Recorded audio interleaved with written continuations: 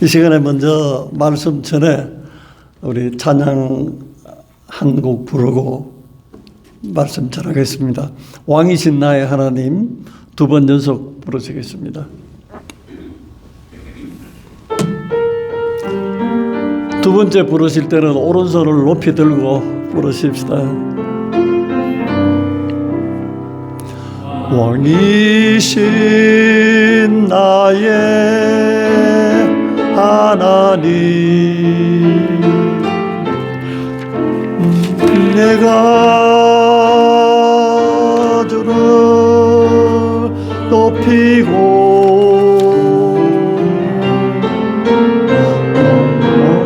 영원히 주의 이름을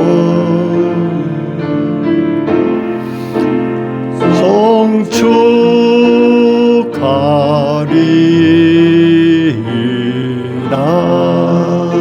오른손을 높이 드시고 이신 나의 하나님 내가 주를 높이고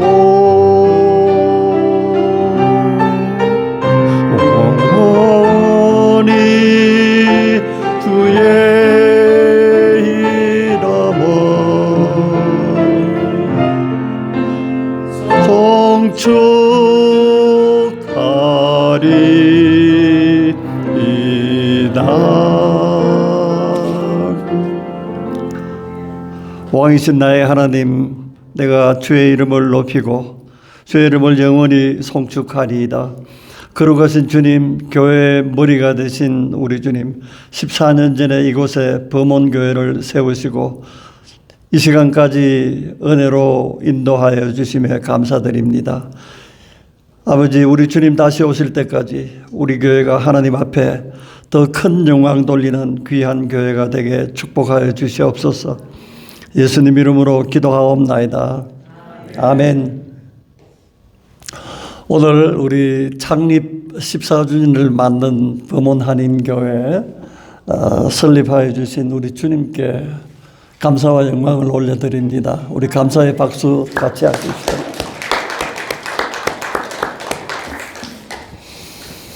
이 신학에서 말이에요. 크게 두 개의 카테고리 산맥이 있는데 하나를 조직신학이라 그러고 하나를 실천신학이라 이렇게 얘기를 해요.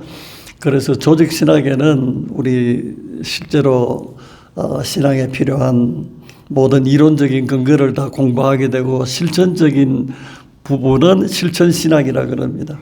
근데 오늘 우리 교회 설립 기념을 맞이하여서 이 교회론이라는 게 있어요. 이것은 원래 조직신학에 속했는데 아마 모든 신학 과목 중에 가장 활발하게 연구가 진행되고 또 활발하게 그 활동이 계속되는 분야가 바로 교회론이기도 합니다.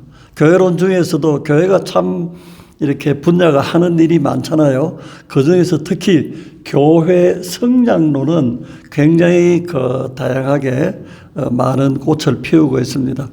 그래서 어떻게 하면 교회가 성장할 수 있을까 하는 것은 모든 교회 지도자들과 성도들의 가장 큰 관심 중에 하나고, 교회가 성장한다는 것은 곧 교회의 지체가 되는 우리 성도들의 신앙이 그만큼 성장한다고 직결이 되어 있다고 이렇게 볼 수가 있습니다.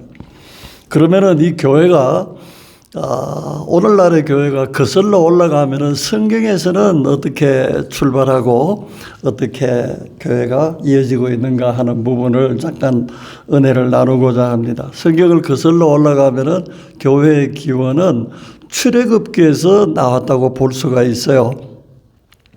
그래서 이집트에서 종살이 하던 이스라엘 백성을 천신만고 끝에 하나님의 권능으로 이제 이집트를 탈출을 시켰어요. 출애굽이라 그러죠.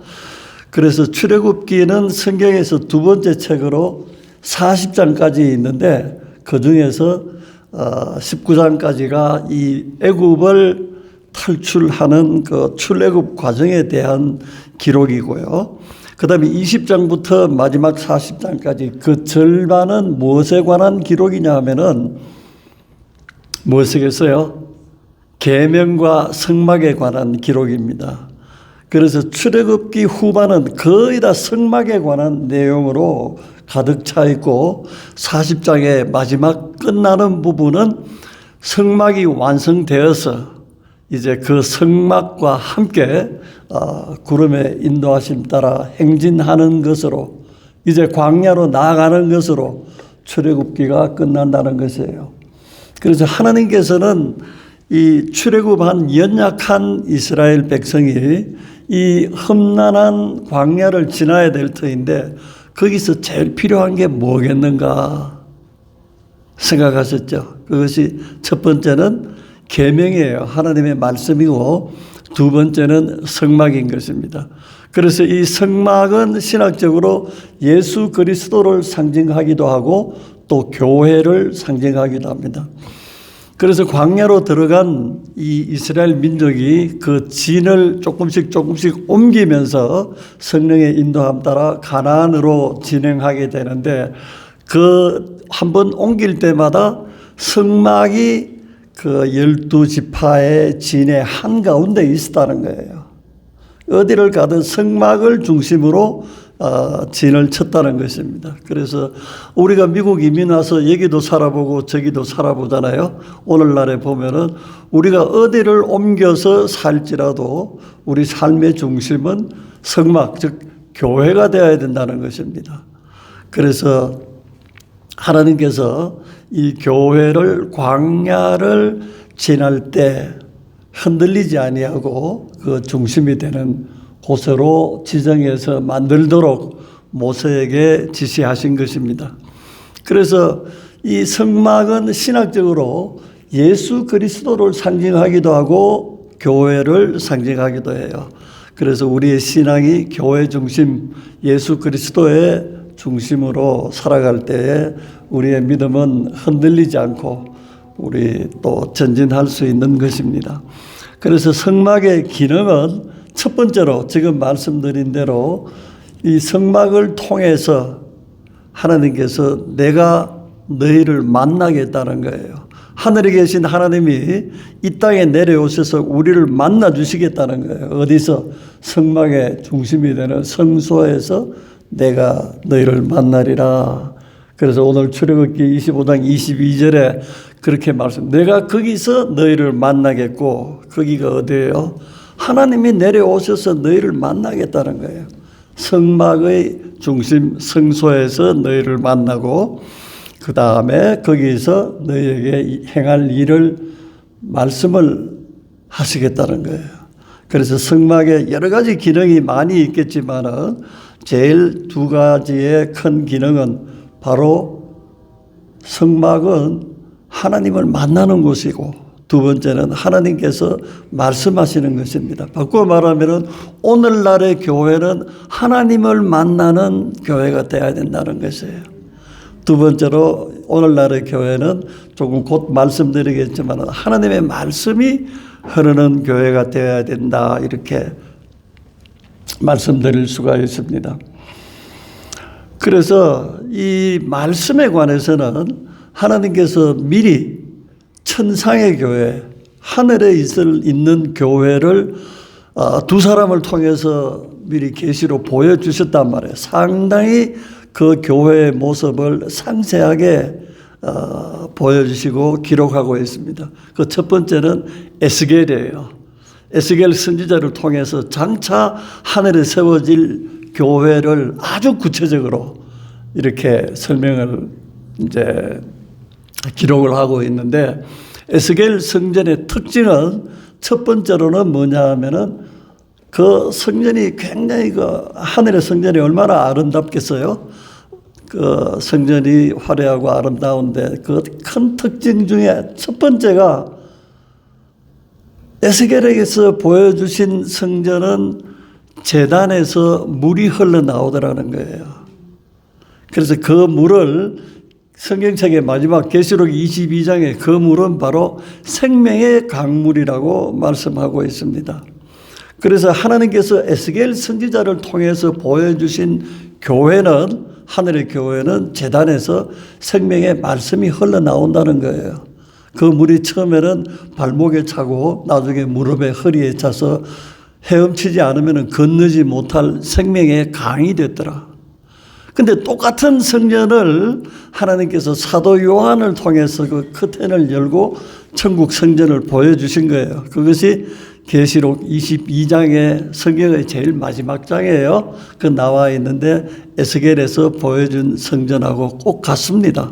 그 특징이 뭐냐 하면은 두 가지예요. 하나는 보좌에서부터 흘러나온 생명의 강물이 12나무의 열매를 맺게 하고 모든 만국을 치료하며 회복시키고 소성하게 하는 생명의 물이 보좌로부터 흘러나오더라는 거예요. 그래서 그것이 생명의 물은 곧 하나님의 말씀인 것입니다. 그래서 이와 같이 성막, 오늘날의 교회는 첫 번째는 하나님을 만나는 곳이고 두 번째는 하나님의 생명의 강물이, 말씀이 제단으로부터 흘러나오는 교회가 되어야 된다 하는 것입니다. 두 번째로 이제 갈 때 우리가 그렇다면 신약교회는 어떻게 됐는가? 우리가 흔히 얘기할 때 우리 교회의 기원이 마가의 다락방이다. 마가의 다락방에서 120명의 성도들이 기도 모임으로 모인 것이 신약교회, 교회의 출발이다. 물론 맞습니다. 그것을 우리가 흔히 초대교회라 이렇게 말하기도 하죠. 그래서 어떻든 신약교회는 이렇게 기도 모임으로 시작된 것은 사실입니다. 그런데 신약교회의 특징은 하나님의 임재, 구약의 성막처럼 하나님의 임재가 성령의 역사하심으로 나타났다는 것이죠. 그래서 구약 성막에서는 그것이 가시적으로 불로 응답하는 것이 나타났었고 신약교회에서는 성령의 역사하심이 각인의 그 바디로 다 체험할 수 있도록 불로 성령이 역사하셨다는 것입니다. 그렇다면 지금까지 설명드린 하나님의 임재와 하나님의 말씀과 이 성령의 역사하심이 이 교회에, 우리 교회에 없다 하면 어떻게 되겠어요? 좀 전망이 어둡지 않으세요? 네. 그래서 어떻든 하나님이 기뻐하시고 주님이 세우신 교회는 첫째로 하나님을 만나는 곳이어야 하고, 우리가 예배에 나와서 의자에 앉아서 아버지하고 한번 부르짖기만 해도 아버지의 마음은 다 눈 녹듯이 녹고, 아들아 내가 너를 기다렸노라 말씀하시지 않겠어요? 그래서 누구든지 여기 오면은 하나님을 만나고 위로받고 치유받고 우리가 그런 교회가 되어야 할 줄 믿습니다. 아멘. 그 다음에 그렇다면은 교회를 세운 주인이 누구인가? 집을 지은 주인이 따로 있잖아요. 그래서 교회를 세운 일은 건축경험을 많이 하신 분이 사실은 아니고요. 주님께서 이 교회를 세우셨다 하세요. 그래서 그것은 마태복음의 16장에 나오는데 내가 이 반석 위에 내 교회를 세우리니 사탄의 권세가 해치지 못한다 이렇게 말씀하셨어요. 그래서 이 반석 위에 주님이 내 교회를 세우신다 이런 거예요. 다시 말씀드리면 주님이 이 교회의 머리가 되고 주인이 되신다. 당연히 구약에서 성막의 주인은 하나님이신 것이죠. 그래서 하나님께서 교회를 세우시고 주님께서 이 교회를 세우셨는데, 우리는 흔히 컴플레인하는 그 성도들의 말씀 중에 이런 말이 가끔 들은 일이 없으세요? 교회가 왜 그래? 그런 말 들어보신 적 없으세요? 있으세요? 교회가 뭐 그래? 교회가 왜 그래? 싫다는 거예요. 교회가 왜 그래? 진정한 크리스찬이고 교회를 주인이 누구냐를 생각해 본다면 예수님이 왜 그래라고 말하는 사람 봤어요? 없는 거예요. 예수님이 왜 그래? 그렇게 컴플레인 안 하잖아요. 안 하잖아요. 교회의 주인이 누군지 모른다는 거예요. 그래서 우리 교회의 주인은 바로 우리 머리 대신 세우신 우리 주님이라는 것입니다.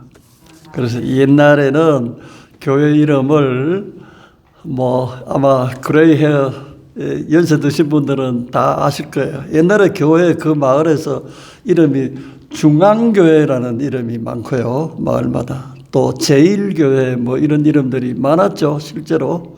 근데 세월이 많이 흐르면서 그런 교회도 다 또 컴플레인하고 분열되고 이러니까 교회 이름이 슬슬 바뀌는데 이제 하나님의 교회로 바뀌기도 하고 하나님의 영광교회로 바뀌기도 하고 요즘은 우리들의 교회로 바뀌기도 해요. 옛날에는 하나님의 교회였는데 요즘은 우리들의 교회다.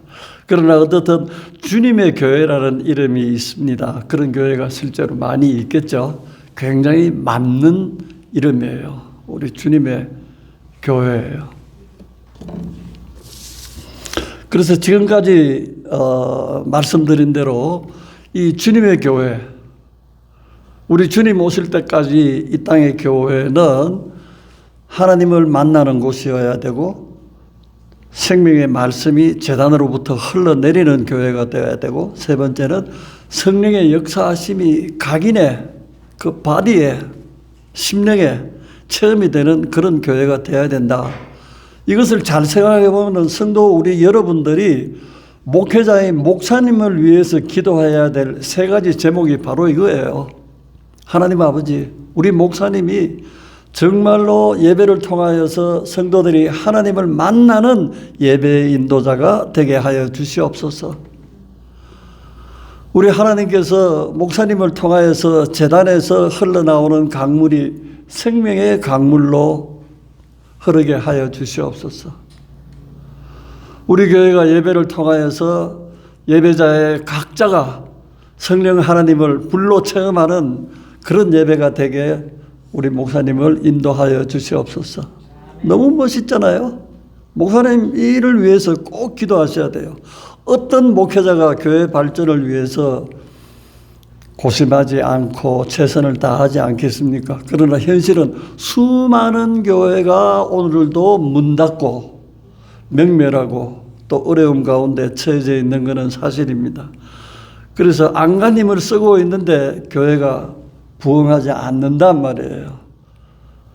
그래서 교회 성장과 부흥에 대해서 여러 가지 책도 많이 있겠지만은 결국은 그걸 인위적으로 어떤 재직이나 어떤 목회자의 기발한 아이디어로 어떤 사람의 아주 기상천외한 그런 프로그램이나 헌신으로 교회를 일으켜 보려고 안간힘을 쓰고 있는데 그것은 사실은 아주 순간적인 거에 불과해요.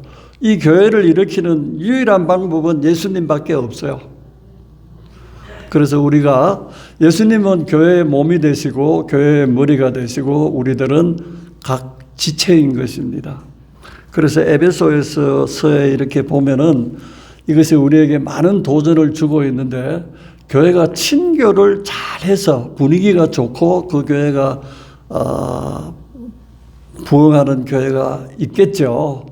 그래서 그 친교를 한다는 게 누구와 친교예요? 원래는 하나님과의 친교를 해야 되는데 흔히들 친교의 개념 자체가 성도 간의 교제를 이미 전제로 담고 있어요. 그런데 그 친교가 진정 하나님 안에서 교회로서 바로 되려 그러면은 에베소에서는 그게 모퉁이 돌처럼 건물과 건물을 연결하는 그걸 영어로는 뭐라 그러니까 클립이라 그러나 공사할 때 그런 연결하는 그런 장치가 바로 그리스도가 되어야 된다 하는 것이죠. 그래서 성도와 성도 간의 친교도 교회에서는 그것이 그리스도로 연결이 되어 있지 않으면 그 기초가 무너진다는 것이에요. 그래서 우리가 창립 14주년 인도하신 하나님께 감사드리고 이제 또 지난 날을 돌아보고 앞으로 생각하면서 교회의 주인은 우리 주님이시다. 그것을 다시 한번 아는 것이지만은 다시 한번 고백하는 그런 시간이 되어야 할 것입니다. 그래서 어떤 기발한 프로그램이나 사역 어떤 그런 미니스트리가 아니라 예수님의 인도하심 따라 우리들이 순종하며 헌신하며 나아가는 그런 교회가 될 때에 주님께서는 이 교회를 하나님 기뻐하시는 교회로 세워주실 것입니다. 그래서 특별히 이 교회를 처음 나오시거나 또 상처받고 오시거나 방문한 분들에게 우리가 교회를 뭐를 보여주면 그분들의 마음을 사로잡겠어요? 그래서 어떤 사람이 이 교회에 처음 나올 때는 자기대로 이유가 있을 거 아니에요. 어떤 계기가 있을 거 아니에요. 만일 어떤 가게에서 갑자기 손님이 들어왔는데 이 손님이 조금 이렇게 두리번거리고 있으면 이 가게를 찾은 이유가 있을 거 아니에요. 그 주인이 그것을 빨리 캐치한다면은 그 사람이 왜 우리 가게에 들어왔는가를 빨리 캐치하고 거기에 맞는 대처를 한다면은 굉장히 좋겠죠. 그렇죠? 그래서 그 이유가 이 사람은 입으로 말 안 했지만은 사실은 하나님을 만나러 온 것이에요. 아멘. 우리 교회 성도들과 예배를 통해서 그분에게 하나님을 보여줄 수 있다면은 우리는 성공이에요. 아멘. 하나님을 보여줄 수 있으면 성공이에요.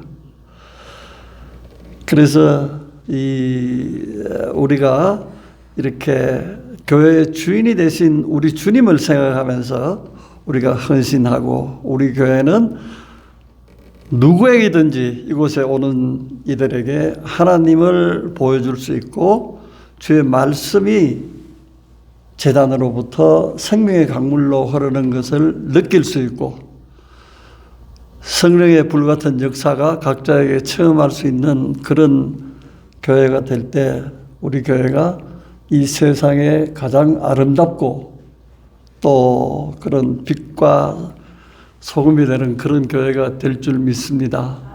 끝으로 범원교회가 한국말로 번역하면 뭐예요? 범원교회가 한국말로 없잖아요. 그걸 굳이 번역한다면 뭐겠어요? 아름다운 교회. 맞죠? 예, 범원교회는 아름다운 교회예요. 그래서 하나님 마음에 합한 아름다운 교회는 지금까지 예배를 통해서 하나님을 보여줄 수 있어야 하고 예배를 통해서 생명의 강물이 제단으로부터 흘러내려야 되고 예배를 통해서 성령의 불같은 역사가 불로 역사하심이 우리에게 체험되는 그런 교회가 되어갈 때에 하나님께서 마음에 합한 기뻐 받으시는 아름다운 교회가 되게 하실 줄 믿습니다. 아멘. 기도드리겠습니다. 하나님 아버지 은혜 감사합니다. 참으로 주의 말씀대로 내가 거기서 너희를 만나겠고 말씀하셨사오니 하나님 이곳에 오셔서 저희를 친히 만나 주시옵소서. 아버지 하나님과의 만남을 기대하고 나온 이들에게 주께서 만나시고 말씀하여 주시옵소서. 아버지 우리 범원교회는 제단에서 흘러나오는 생명의 말씀이 생명의 강수가 되게 하여 주시옵소서. 성령께서 불로 역사하여 주시옵소서. 그리하여 이름 그대로 하나님 마음에 합한 아름다운 교회 범원교회가 될 수 있도록 축복하여 주시옵소서. 감사와 영광을 교회의 머리 대신 우리 주님께 올려드리오며 예수님 이름으로 기도드리옵나이다. 아멘.